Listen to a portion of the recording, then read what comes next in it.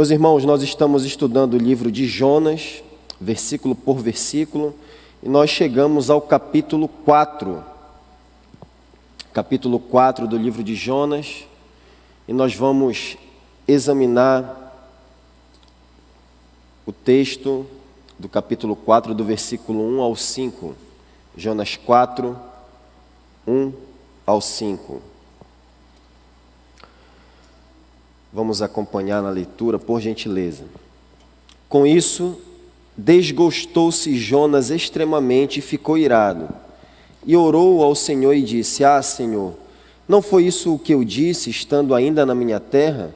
Por isso me adiantei, fugindo para Tarsis, pois sabia que és Deus clemente e misericordioso, e tardio em irar-se, e grande em benignidade, que te arrependes do mal. Peço-te, pois, ó Senhor, tira-me a vida, porque melhor me é morrer do que viver. E disse o Senhor: é razoável essa tua ira? Então Jonas saiu da cidade e assentou-se ao oriente da mesma, e ali fez uma enramada e repousou debaixo dela, à sombra, até ver o que aconteceu à cidade. Vamos orar?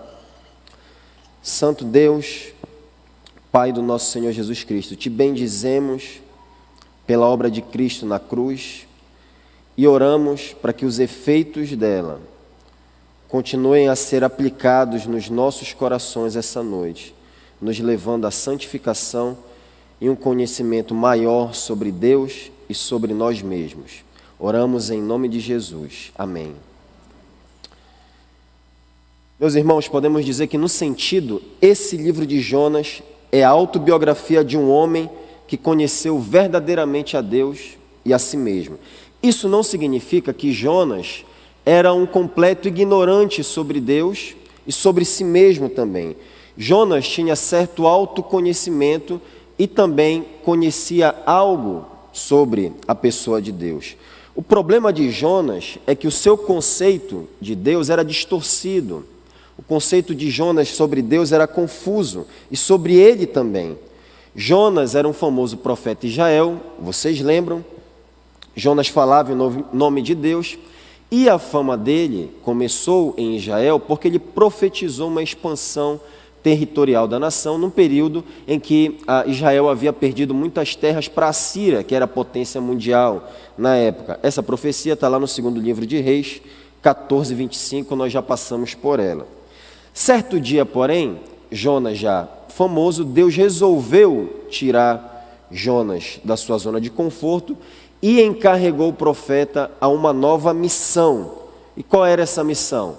Pregar contra o violento povo de Nínive, o violento povo da Assíria, a principal potência mundial da época. Mas Jonas, nós sabemos, embarcou no navio e fugiu para Tarsis, do outro lado do mundo, uma direção completamente oposta. E ele fugiu porque ele não conhecia a Deus e nem a si mesmo o suficiente para obedecer imediatamente a palavra do Senhor e amar o próximo. No desenrolar da história, porém, meus irmãos, Jonas experimenta as consequências do seu pecado, e a aflição e a dor são instrumento de Deus para fazer aquele homem crescer no conhecimento de Deus e de si mesmo. Jonas aprendeu mais profundamente que Deus é santo, que Deus odeia o pecado e que tudo está exposto diante da santidade do Senhor. Nada foge da sua presença. Em consequência disso, Jonas também enxergou mais nitidamente a miséria do seu próprio estado e condição como pecador. E quando ele estava morrendo afogado lá no fundo do oceano, foi que ele percebeu isso. Nós passamos por isso no capítulo 1. Esse autoconhecimento, essa convicção de seu pecado e fraqueza, o fez clamar por salvação naquela ocasião. E o Senhor atendeu ao seu pedido.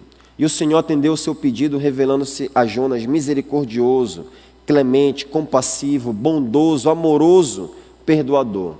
Jonas conheceu ainda mais, naquela ocasião, sobre a grande misericórdia e graça de Deus. E ele expandiu esse conhecimento de Deus, pôde conhecer um pouco mais dessa graça, desse amor perdoador de Deus, quando o Senhor deu uma segunda chance para ele pregar contra Nínive. E a sua pregação desencadeou um avivamento extraordinário, um derramamento do Espírito sobre 600.000 pessoas, um avivamento nacional, o maior da história. A narrativa poderia tranquilamente encerrar aqui nesse ponto. Do ponto de vista literário, meus irmãos, o capítulo 3 seria um final homérico, seria um desfecho fantástico, perfeito para essa narrativa, o ponto alto da história após Jonas passar por aquele clímax, aquele ponto crítico, morrendo afogado ali no fundo do oceano, lutando para sobreviver, porque ele erroneamente achava que a sua fraca e impotente natureza humana poderia escapar da onisciência, da onipresença e da onipotência de Deus. Quantas experiências Jonas teve consigo mesmo e com Deus. Muitas vezes nós ficamos, isso despertou várias emoções em nós, enquanto nós acompanhávamos o livro de Jonas. Jonas foi engolido por um peixe e viu o maior avivamento da história. Experimentou coisas singulares da parte de Deus. Jonas viu a grande misericórdia e graça de Deus revelada em sua própria vida e também na salvação de 60.000 pecadores notórios, bêbados, prostitutas, assassinos, ladrões, corruptos, estupradores, torturadores, idólatras e etc. Seria natural supor, meus irmãos, que um homem que passou por essas experiências tão gloriosas e únicas atingiu um conhecimento elevado de Deus. Que Jonas conheceu nessas ocasiões, de modo elevado, de modo profundo, a excelência moral de Deus e da corrupção da fraqueza humana. Seria natural nós pensarmos isso, depois dessas experiências singulares. Toda essa história deveria terminar com um final triunfante. Que missionário não gostaria de ir para uma outra nação, experimentar um avivamento e voltar à sua igreja, à sua região, ao seu povo, compartilhando as grandes coisas que o Senhor fez? Esse poderia ser o final dessa história. Mas o capítulo 4 nos mostra que o conhecimento de Jonas sobre Deus e si mesmo não era tão profundo quanto aparentava ser. Jonas deveria estar louvando a Deus aqui pela salvação dos ninivitas, mas em vez disso nós lemos aqui no versículo 1, acompanhe na sua Bíblia. Com isso, desgostou-se Jonas extremamente e ficou irado. O estado emocional de Jonas é descrito no hebraico com uma linguagem bastante forte. A ideia é que Jonas estava queimando, ardendo de ódio. E qual a justificativa para a ardente ira de Jonas? Ele mesmo nos diz no versículo 2, confira por favor. Ah, Senhor, não foi isso que eu disse, estando ainda na minha terra? Por isso me adiantei fugindo para Tarso, pois eu sabia que Tu és Deus clemente, misericordioso e tardio em irar-se, grande benignidade, e que Te arrependes do mal. Agora, meus irmãos, porque essa declaração que nós lemos aqui no versículo 2, essa declaração de Jonas cheia de ódio, revela que Jonas ainda precisava crescer no conhecimento de Deus e de si mesmo. Vamos começar abordando a ira de Jonas na perspectiva da fragilidade de seu conhecimento de Deus, que é revelado aqui em dois aspectos. O primeiro é o seu desgosto em relação à misericórdia soberana do Senhor. É surpreendente, meus irmãos, que Jonas reprove aquilo que foi objeto de louvor de todos os santos na Bíblia. É surpreendente que ele faça isso como se fosse uma imperfeição da natureza divina, como se a bondade e a misericórdia do Senhor fosse uma fraqueza da natureza de Deus. Sem dúvida, Jonas baseou essa reclamação no louvor de Moisés em Êxodo 34, versículos 6 e 7.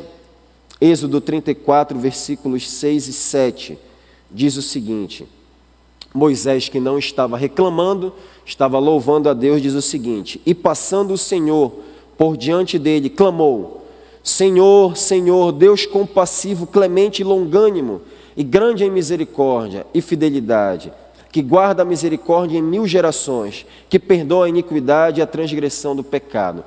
Temos outros textos da Bíblia que falam desse aspecto da natureza divina. Essa era a expressão da glória de Deus no Antigo Testamento, que cultivava, que era objeto do louvor dos santos. E Moisés está fazendo isso aqui. Jonas reprovou essa misericórdia do Senhor, essa misericórdia soberana, porque ele julgou que os ninivitas eram indignos dessa misericórdia de Deus, que foi objeto de louvor de todos os santos na Bíblia. Os céus, meus irmãos, estavam em festa pela conversão dos ninivitas, mas Jonas, ali, diante da conversão de 600.000 pessoas, continuava ardendo em ira. O que ele queria ver, na verdade, era fogo caindo do céu e consumindo aquelas 600.000 pessoas. E quando ele vê que Deus não faz isso, que Deus não age da maneira que ele queria, Jonas reclama como se Deus estivesse sendo complacente com o pecado, como se Deus não estivesse tratando o pecado como realmente deveria. A ira de Deus acaba, meus irmãos, mas Jonas continua ardendo em ódio aqui, porque ele acredita que Deus está sendo injusto por não fulminar aquele bando de pecadores da pior espécie, que se dependesse dele, ele já tinha matado todo mundo. Que grande soberba, meus irmãos, da parte de Jonas.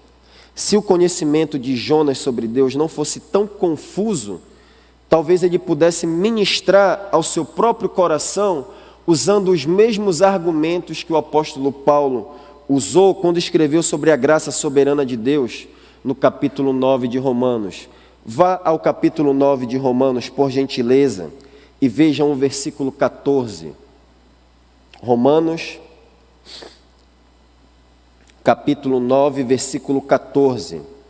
Nós lemos assim as palavras do apóstolo. E então, que diremos? Acaso Deus é injusto?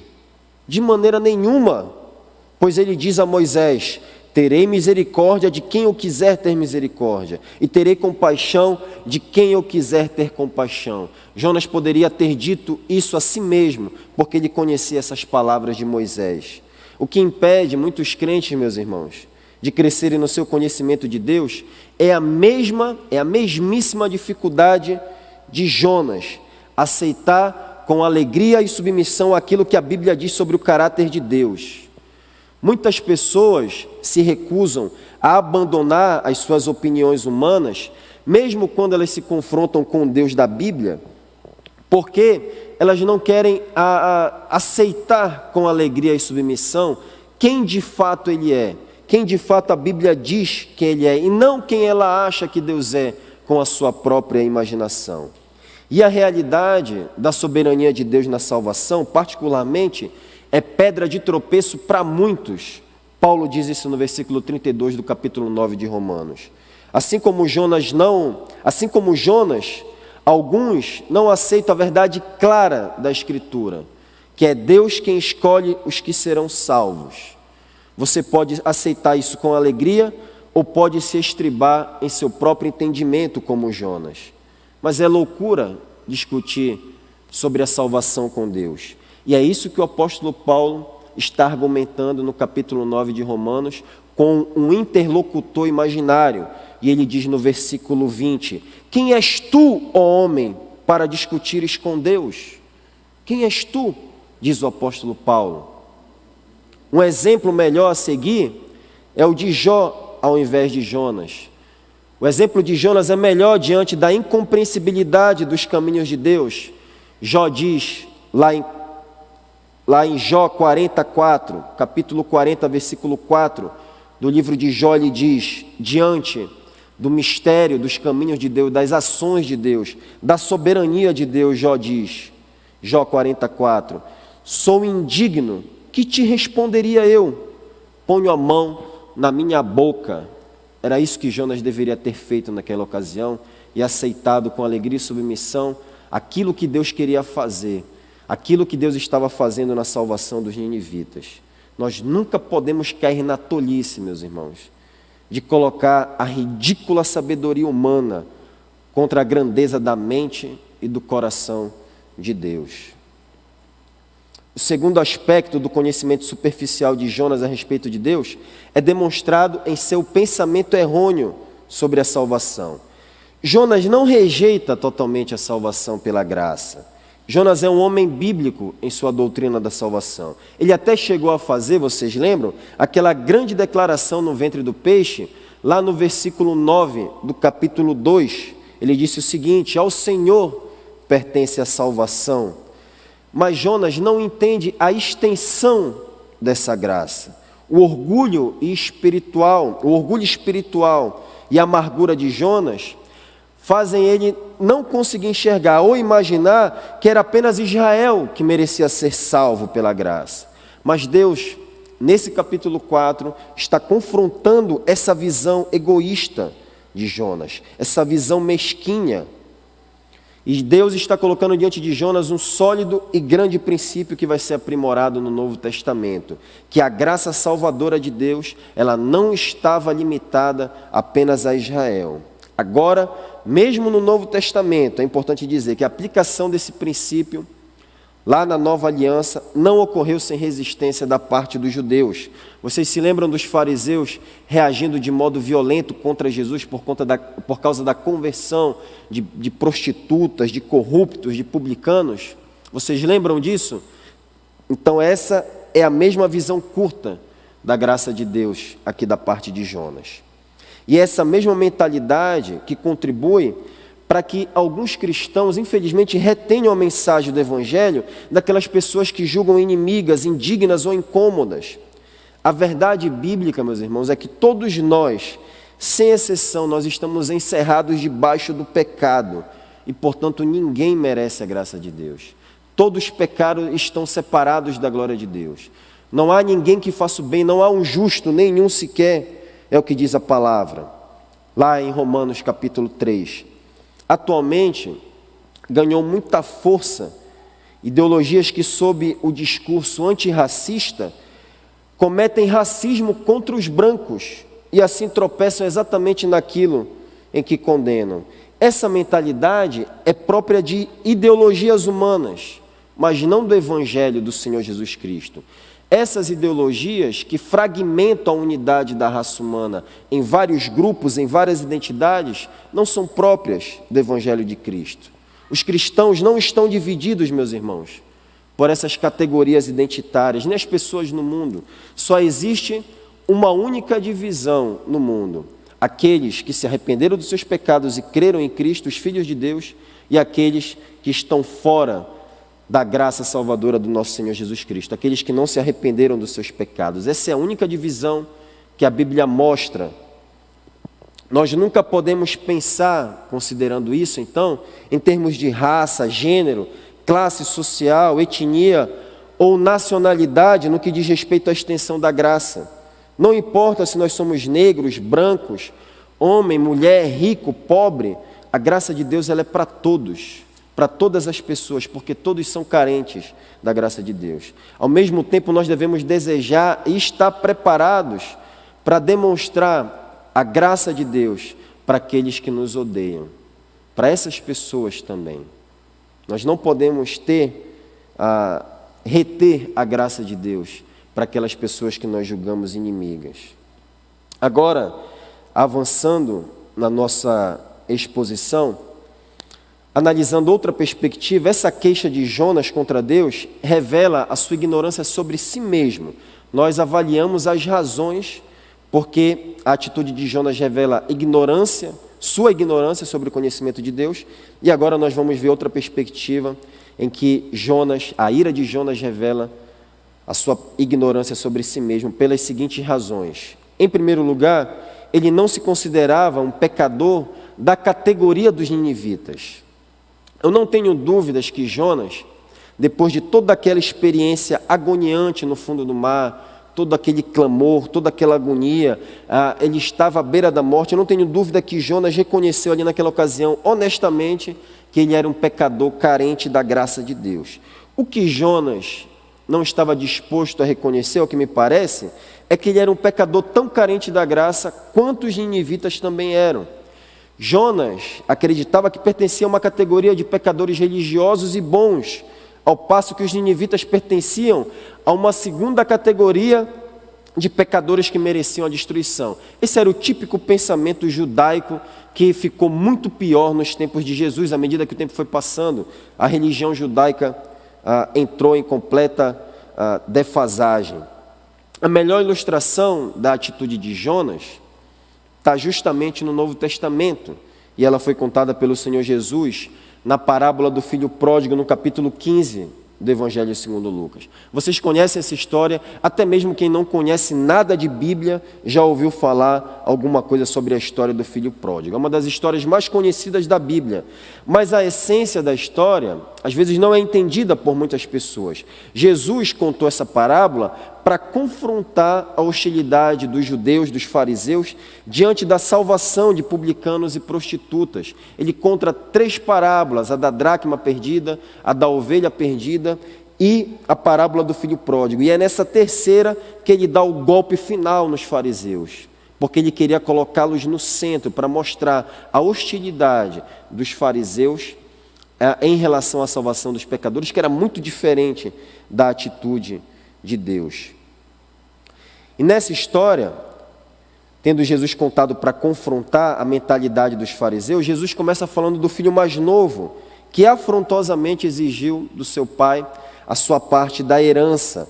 E ele fugiu para um outro país e foi viver resolutamente, dissolutamente, gastando o seu dinheiro com as prostitutas, em farra, em bebedeira, e ele ficou numa condição crítica, desejando comer a comida de porcos. Foi nessa situação crítica que ele se arrependeu, que ele lembrou da bondade do pai dele e decidiu voltar para casa. Ele recobrou a consciência, confiando que o pai o trataria com bondade novamente. E de fato, nós sabemos que o pai se alegrou muito com o retorno do filho pródigo. O pai o abraçou, o beijou, vestiu nele a melhor roupa, deu uma grande festa para toda a vizinhança.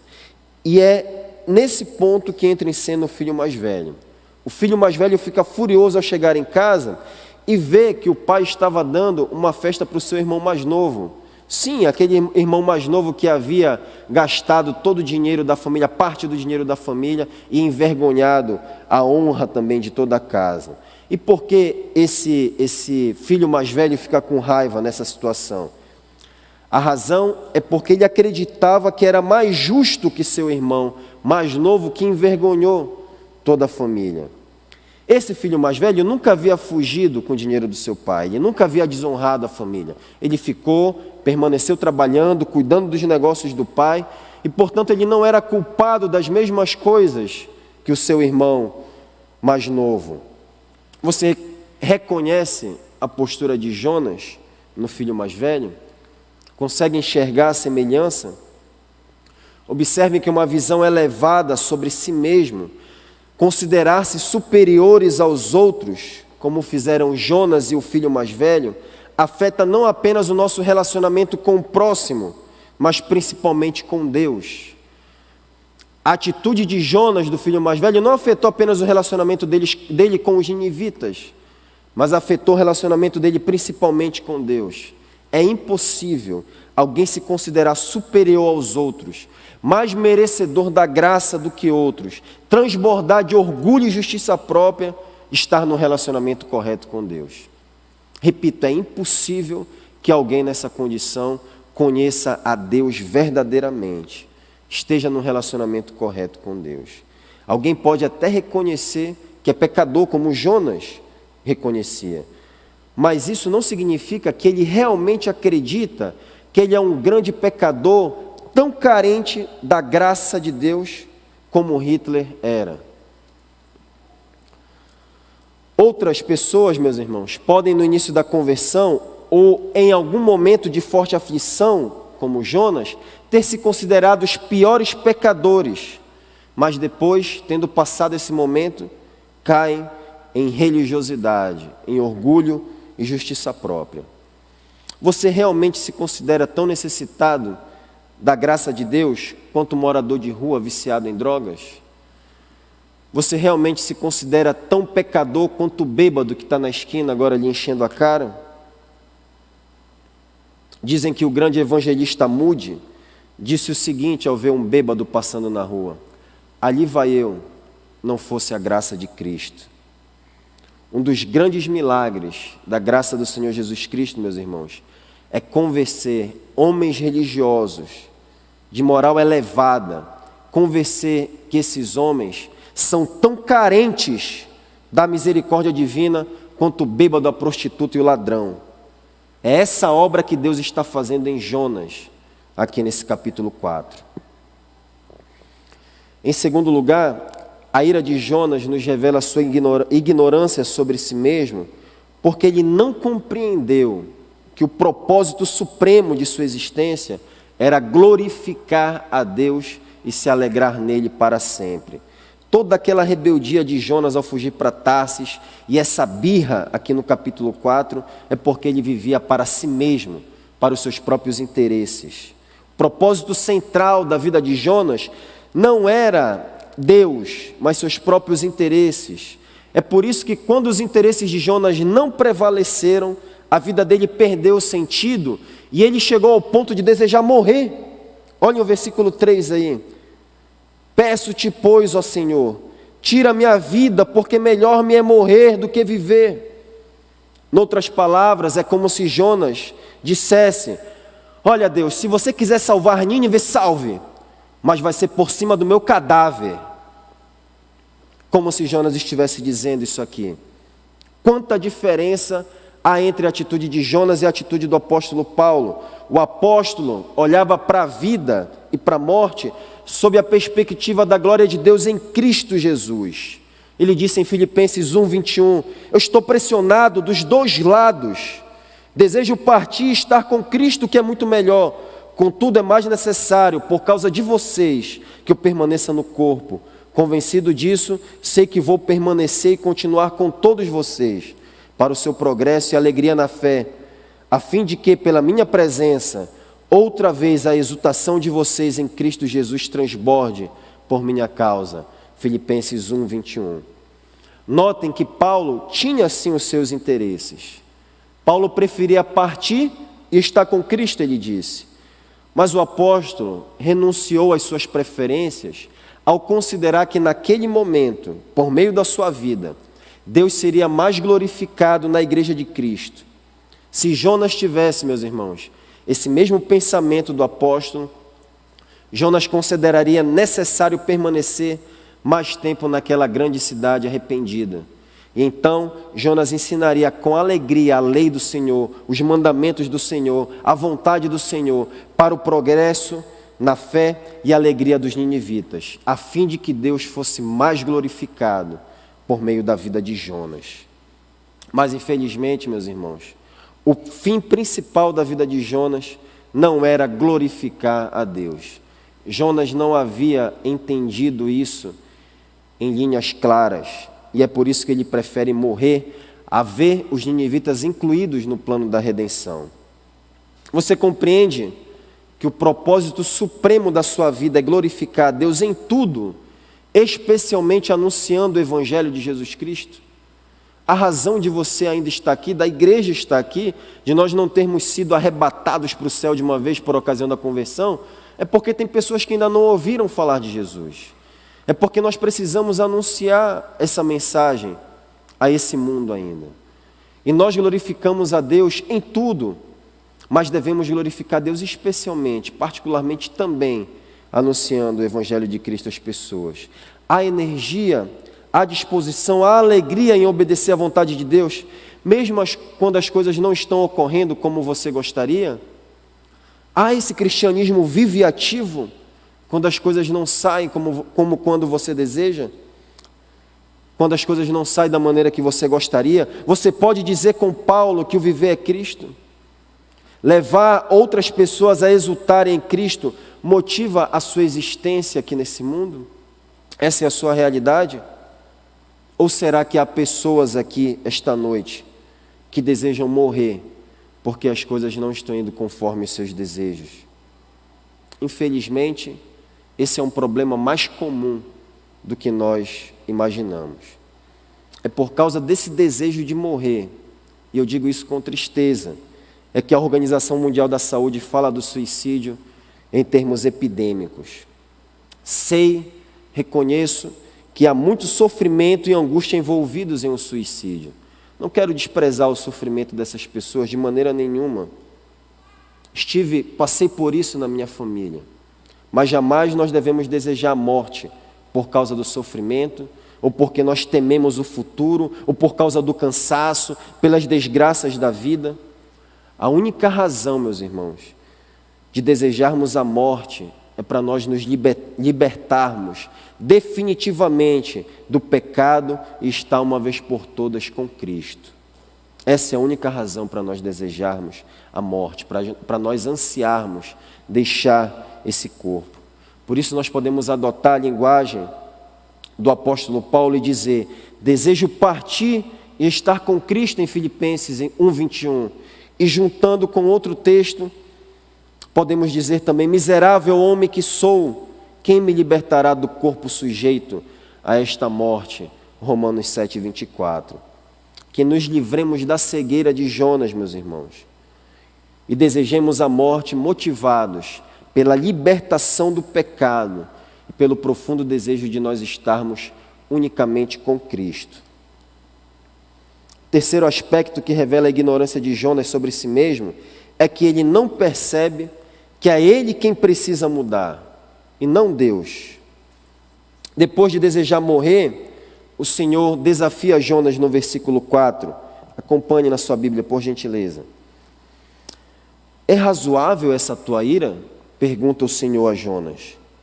Noutras palavras, Deus está dizendo aqui para ele: fazer o bem é mal aos teus olhos? Avançar o reino, o meu reino entre as nações, para o louvor da minha glória, é um desprazer para ti, Jonas? Isso te desagrada que outras pessoas conheçam a Cristo? Deus está dando a chance de Jonas rever as suas posições. E qual foi a resposta de Jonas? Olhem o versículo 5. Então Jonas saiu da cidade e assentou-se ao oriente da mesma, e ali fez uma enramada, um abrigo, uma tenda, é o que significa. E repousou debaixo dela à sombra, até ver o que aconteceria. Jonas ficou em silêncio, saiu da cidade, virou novamente as costas para Deus, fugiu da sua missão novamente e sentou-se sozinho, impaciente e irritado. Os 40 dias de prazo para a destruição de Nínive estavam expirando ou já haviam expirado aqui nesse momento. E Jonas cultiva a sombria expectativa de ver a ruína daquela grande cidade. Jonas, repito, queria ver fogo caindo do céu mesmo naquele povo. E com essa atitude, é como se Jonas estivesse dizendo em resposta a Deus: sim, Deus, a minha raiva é justa, eu tenho razão. E agora eu vou me sentar e eu vou esperar que o Senhor mude de ideia e destrua Nínive. E eu quero ver isso com os meus próprios olhos.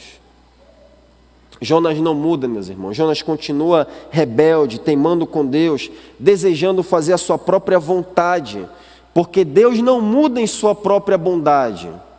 A ignorância de Jonas sobre si mesmo impede esse homem de enxergar que é ele quem precisa se arrepender de sua maldade, e não Deus se arrepender da sua bondade. Esse também, meus irmãos, é o problema dos crentes modernos. Os crentes modernos não querem mudar a via de regra, mas eles querem que Deus mude. É Deus quem tem que mudar, e não eles. E nós já vimos que Deus não se arrepende na exposição passada em Jonas 3,10. E essas pessoas levam isso até as últimas consequências. Se Deus não muda, então é eles mesmos quem mudam Deus e sua palavra. É por isso que há religiosos nos dias de hoje fazendo declarações absurdas, como os que dizem que Deus é transgênero e a Bíblia precisa ser atualizada. O que eles querem na verdade, meus irmãos? O que eles querem na verdade é um Deus que aprove, que compactue, que seja cúmplice de suas visões pecaminosas, egoístas, assim como Jonas queria aqui nessa ocasião. Queria que Deus concordasse com ele. Não queria abrir mão da sua própria razão e ceder à vontade do Senhor. Ou você aceita que precisa mudar, ou acabará adorando um Deus à sua própria imaginação. Ou você se arrepende, ou você vai adorar outro Deus que não é o Deus da Bíblia. A sua vida tem sido marcada por arrependimento? Você tem mudado? A sua visão de mundo é cada vez mais bíblica? Você tem se despojado das suas opiniões pessoais e submetido as suas opiniões à Bíblia? Ou você quer que Deus mude e haja de acordo com aqueles interesses que você se recusa a abandonar. Você crê que a palavra de Deus, de ponta a ponta, cada palavra, é palavra de Deus, inerrante, infalível e suficiente para tratar o problema do pecado no homem? Você crê nisso? Você crê no que ela diz sobre a ressurreição de Cristo? A essência do verdadeiro conhecimento, meus irmãos, é conhecer cada vez mais a Deus e a nós mesmos. Esse é o principal conhecimento de que nós precisamos. A plenitude desse conhecimento nós só podemos encontrar na Bíblia. E no centro da Bíblia está a cruz do nosso Senhor Jesus Cristo. A cruz é a suprema, a máxima revelação da misericórdia e da graça do Senhor, manifestada por meio da morte e da ressurreição de Cristo para salvar a humanidade do pecado. Olhe para a cruz. Olhe para a cruz. Lá você vai poder conhecer cada vez mais a si mesmo e a Deus também. Somente quando você contemplar a obra de Cristo na cruz, somente quando o evangelho da cruz for o centro da sua vida, é que você poderá começar a crescer verdadeiramente no conhecimento do Senhor e no conhecimento de si mesmo. E assim você poderá se alegrar mais na bondade e no privilégio de participar da salvação de pecadores de todas as nações, do que se alegrar mais nos seus próprios interesses. Que possamos crescer, meus irmãos, através da Bíblia, no conhecimento de Deus e de nós mesmos, para que a sua boa, agradável e perfeita vontade sejam sempre a nossa alegria. Que tenhamos sempre um sorriso nos lábios ao nos encontrarmos com o Deus da Bíblia. Que seja sempre a nossa alegria, a vontade do Senhor, e nunca a nossa dor. Amém.